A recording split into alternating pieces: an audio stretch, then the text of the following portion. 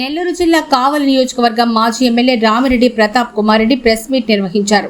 ఈ సందర్భంగా ఆయన మాట్లాడుతూ లిక్కర్ స్కామ్ అంటే ఏమిటి, నాకే పాపం తెలీదు.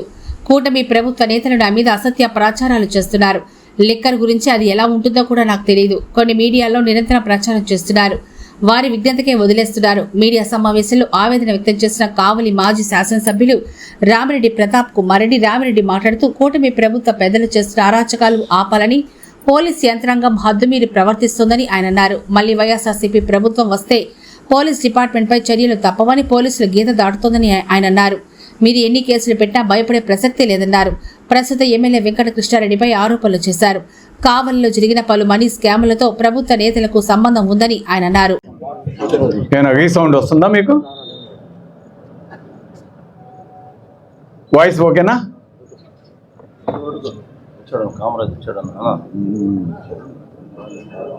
కవిగా కనిపిస్తుంది.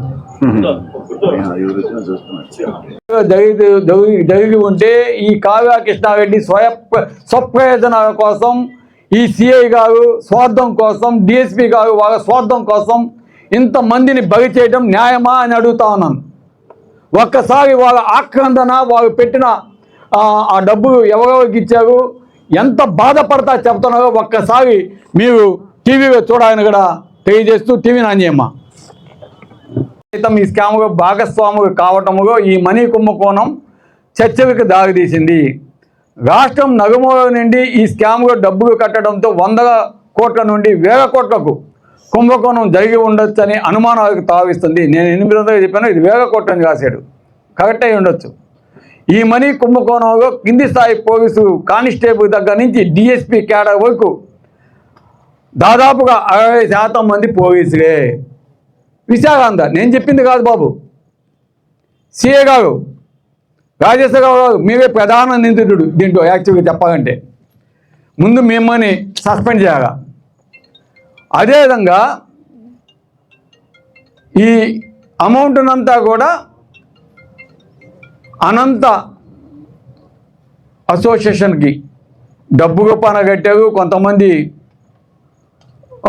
ఆన్లైన్లో కూడా కట్టారు. కానీ పేదవాళ్ళు మాత్రం నాకు తెలిసి అవన్నీ డబ్బుగా కట్టేసి ఉంటారు. ఎందుకంటే ఏజెన్సీని పెట్టారు. ఏజెన్సీని పెట్టి 1 కోటి రూపాయలు కట్టిస్తే 2 లక్షలు కమిషన్ ఇచ్చేవాళ్ళంట వాళ్ళకి. దయచేసి ఫోన్ ఆఫ్ చేయండి అమ్మా. కాబట్టి ఈ విధంగా వాళ్ళు భయంకరంగా డబ్బులు దండటం స్టార్ట్ చేశారు. అదేవిధంగా ఇంకోటి ఏంటంటే సిబిఐ చేత దర్యాప్తు చేయిస్తే నిజాలు బయటపడతాయని ఆ రోజు విశాఖాంధ్రలోనే రాసింది హెడ్లైన్. విశాఖాంధ్రలో ఇక్కడ రాసింది ఏమని, కావలో 200 కోట్ల స్కామ్ జరిగింది కదా, రాష్ట్ర ప్రభుత్వం దీన్ని సీరియస్గా తీసుకొని, ఎందుకంటే ఇది తెలంగాణకు సంబంధించి మరియు కర్ణాటకకు సంబంధించి కూడా ఉంది కాబట్టి సిబిఐ చేత దర్యాప్తు చేస్తే న్యాయం జరగద్దని విశాఖాంధ్ర అతను ఊహించి ఆ రోజు ఇది రాయటం జరిగింది. కానీ మన ఎమ్మెల్యే గాలి కృష్ణారెడ్డి చాలా తెలివైనడు. ఎందుకంటే ఇది సిబిఐ కడగపోతే మనకేంది లాభం, ఇది మనమే చేస్తే బాగుంటుంది అని దొంగ చేతికి తాళాలు ఇచ్చినట్టు సిట్టు లేదు, సిఐడి లేదు, సిబిఐ లేదు.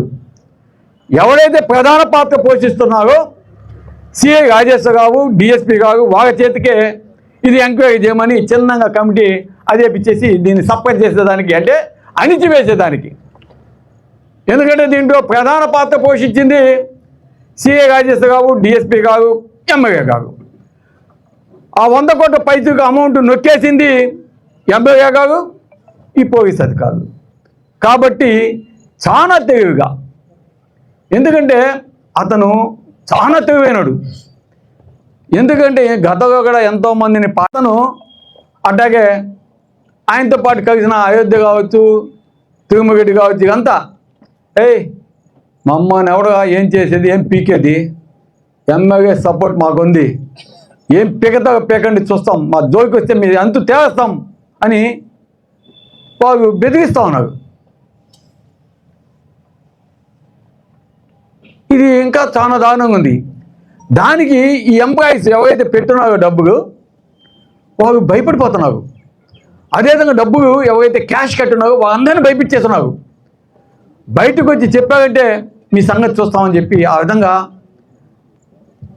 భయపెట్టేసి ఉన్నారు. అందుకే ఈరోజు మేము సిఐ రాజేష్ గారిని కానీ డిఎస్పీ కానీ ఇప్పటికైనా మేము అడుగుతా ఉన్నాం, మొత్తం ప్రతి ఒక్కటి ప్రజలకి తెలియజేయండి. ఎవరెవరి మీద ఎంతెంత అమౌంట్ ఉందో, ఎవరెవరి కాడ ఎంతెంత రికవర్ చేశారో, ఆ 11 ఏజెంట్ ఆస్తులు బిఫోర్ ఈ 21కి ముందు ఎంత ఉన్నాయి, ఇప్పుడు ఎంత ఉన్నాయి, మొత్తం ఆధారాలన్నీ తీసి బయట పెట్టాలని మేము చెప్తున్నాం. మీరు నిష్పక్షపాతంగా చేస్తే కరెక్ట్. అయినా కూడా మీ మీద నాకు నమ్మకం లేదు బా, మేము నమ్మే పరిస్థితి. ఎందుకంటే మా కేసు కానీ మాకు అర్థమవుతుంది కదా పాపం. ఎందుకంటే శ్రీకాకుళంలో అటెంప్ట్ మర్డర్ కేసు పెట్టావు. అటెంప్ట్ మర్డర్ కేసు పెట్టిన అతని పేరు ఎంతబ్బా? కామయ్య దేవకుమార్. కరెక్ట్ చెప్పేది, తగ్గ అని చెప్పేస్తావు బా. దేవకుమార్ అతనేనా నిన్ను అటెంప్ట్ దొంగ కేసు పెట్టి నిన్ను కూడా పంపించింది? దేవకుమార్. తర్వాత దేవకుమార్ని, ఎందుకంటే అతనికి మనకి అసలు సంబంధం లేదు ఇప్పుడు ఎక్కడెక్కడ. ఈ కేసుగా కానీ ఈ కొట్టే దాంట్లో ఎక్కడ మేము వేము కాబట్టి ఎవరు వేవు కాబట్టి, కానీ అతని మీద బలవంతంగా చెప్పి పెట్టించినట్టు. అది తర్వాత అడిగితే నేను పెట్టకపోతే ఇంకెవరైతే అతను పెట్టిస్తా కదా బా, అందుకని నేను పెట్టాను. సో ఎంత కిరాతకంగా, ఎంత క్రూరంగా. చుట్టమే రాధాకృష్ణ, చుట్టమే. ఎందుకంటే అసలు ప్రధాన నిందితుడు రాధాకృష్ణ. అతను హ్యాపీగా తిరుగుతున్నాడు. ఎందుకంటే దీంట్లో డబ్బులు కృష్ణారెడ్డికి ఇప్పించినా, సిఐకి ఇప్పించినా, డిఎస్పీకి ఇప్పించినా, ఇతర ఇంకెవరికైనా మన ఇది ఇప్పించినా మొత్తం మధ్యవర్తి Radhakrishna and co. There is no doubt.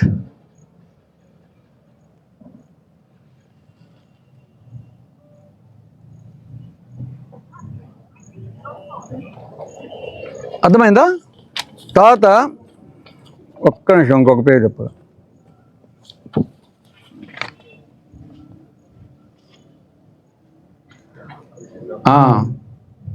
ఈ రాధాకృష్ణకి ఇంకొక ఆయన చుట్టం ఉన్నాడు, యగశ్రీ బ్రహ్మానందం.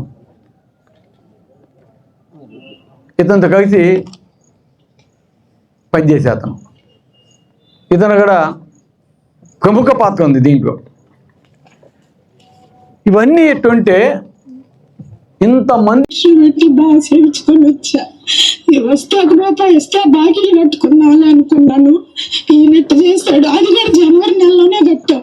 ఫస్ట్ నుంచి మేము ఎక్కువ కట్టలా. ఈ జనవరి లక్షలు కట్టుకుంటా వచ్చేసే కదా నమ్మకంతో కట్టాం సార్.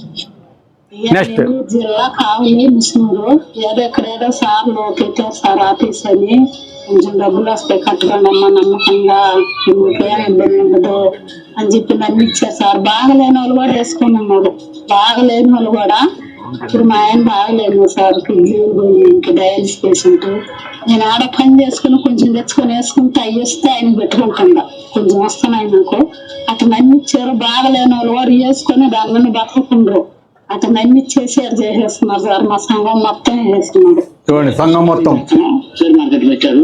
మమ్మల్ని ఇట్లా చేసి కట్టించి మోసం చేసేసాడు. డబ్బులు సరిగా ఇవ్వట్లేదు. మొత్తం 30 కట్టుకున్నాడు మాపై. 30 లక్షలు ఆయన కట్టింది. ఇది ఏ పేపర్ అంటే ఇది కూడా ఈనాడే. 80 మంది కానిస్టేబుల్ కుటుంబాలు. ఈనాడు వివేక కూడా చాలా ధైర్యంగా ఉన్నాడబ్బా. మొన్న నేను కొద్దిగా ఎంక్వైరీ చేశా ఈనాడు అతని గురించి. గతంలో అంట మొత్తం ఆయన లైఫ్ టైంలో ఈనాడుకి 4 కంప్లైంట్స్ పోయినాయంట. 4. ఆ 30 నుంచి ఈనాడు పనిచేస్తూ ఉంటే 30 అంతగా మొత్తానికి మరి చంద్రబాబు నాయుడు 40 ఇండస్ట్రీ అది చెప్పలేదు మనం. 4 కంప్లైంట్స్ పోయినాయంట. కానీ కేసు ఎత్తుకున్నప్పటి నుంచి 200 పైచీకు 280 పైచీకు కంప్లైంట్స్ అతని మీద పోయినాయండి. ఏందో దీని ఇంట్రెస్ట్ నాకు అర్థం కాదు.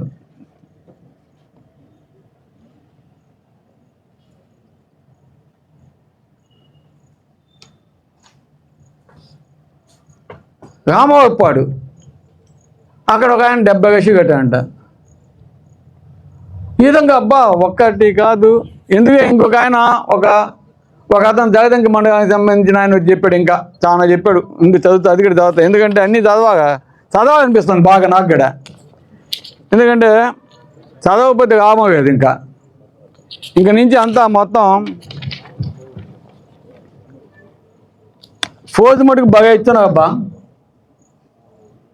కావ్యం కాడ మన పోలీస్ డిపార్ట్మెంట్ ఫోజు బ్రహ్మాండంగా ఇస్తున్నారు. అసలు నాకు ఒకటి అడుగుతాను, ఈ సీసీ ఫుటేజెస్ కానీ తీస్తే ఒక తెలుగుదేశం ప్రభుత్వం వచ్చినప్పటి నుంచి అసలు పోలీస్ డిపార్ట్మెంట్ ఎవరెవరు పోయావు మొత్తం అవి కానీ తీస్తే మొత్తం డీటెయిల్స్ అన్నీ వచ్చేస్తాయి. ఈ సిఐ రాజేశ్వరరావు, ఈ డిఎస్పి ఇవి మీద నమ్మకం లేదు. ఎవరికి కావాలని వేసుకోక ప్రతి ఎవరికి నమ్మకం లేదు. ఎందుకంటే కేసులు పెట్టేది చూస్తే అర్థమవుతా ఉంది. కొట్టేసి చంపేసినట్టు ఆడ పడేస్తే వాణి తీసుకుని కేసు పెట్టి జైల్లో పెట్టిన వీళ్ళు.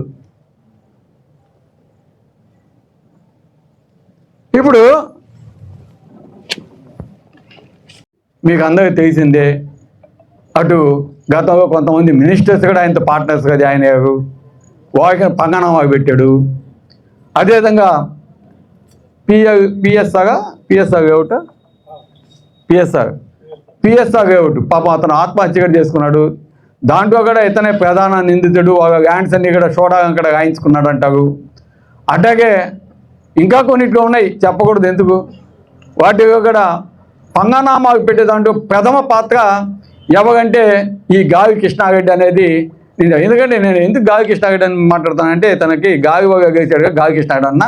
గతంలో కావ్య కృష్ణారెడ్డి అనేవారు. కావ్య అనేది ఎవరిదో తెలుసా? ఆయన కుటుంబ సభ్యుల పేరు కాదు, అది వేరే ఆయన పార్ట్నర్ కూతురు పేరు ఏదో అనుకుంటాను అని నాకు ఎవరు చెప్పారు. అది కూడా మీకు ఎంక్వైరీ చేస్తే కరెక్ట్ వస్తాయి. సో కాబట్టి ఆ విధంగా పేరు మార్చడం అతనికి తప్పేం లేదు. ఆ గావి కృష్ణారెడ్డి చాలా తెలివైనడు కాబట్టి ఈ దర్యాప్తు అంతా కూడా ఆ సిఐ రాజేశ్వరరావు డిఎస్పీ గారే చూస్తా దీన్ని ఏ విధంగా మనం అణిచివేయగా అని ఒక పథకం ప్రకారం దీన్ని ఎమ్మెల్యే గారి డైరెక్షన్స్లో 10 రోజులు ఇక్కడ ఉంచి ఆ డబ్బంతా తెప్పించి నొక్కేసి అతన్ని జైలు పంపించి తర్వాత తెలంగాణ ప్రభుత్వానికి అప్పచెప్పడం, ప్రభుత్వానికంటే పోలీస్ డిపార్ట్మెంట్కి అప్పచెప్పడం జరిగిందని నేను చెప్తా ఉన్నాను. అదేవిధంగా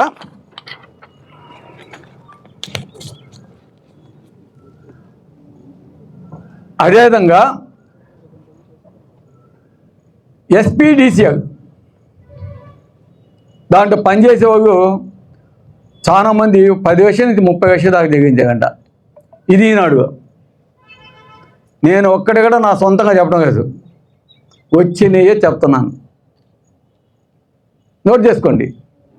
ఎందుకంటే మరి ఇప్పుడు నేను పెట్టిన ఇంకా బయటకు వచ్చిన 15 నిమిషాలు ఆ బట్టరాజు నవ్వు ఉన్నా కదా, వాళ్ళు వేస్తుంటారు చూడండి, మొత్తం కావకపోతే అంతా మీరు కూడా గమనించండి. ఎమ్మెల్యే గారు ఏ విధంగా బట్టరాజు ఏదైతే మాట్లాడతారో, ఏదైతే రాస్తారో అదే మాట్లాడతాడో. అతనికి ఏం తెలియదు, పెట్టాలని తెలుస్తూ ఉంది. అదేవిధంగా కాకినాడలో అతను చేస్తున్నాడు, ఇవన్నీ కూడా ఉన్నాయి. అది కాకుండా నెక్స్ట్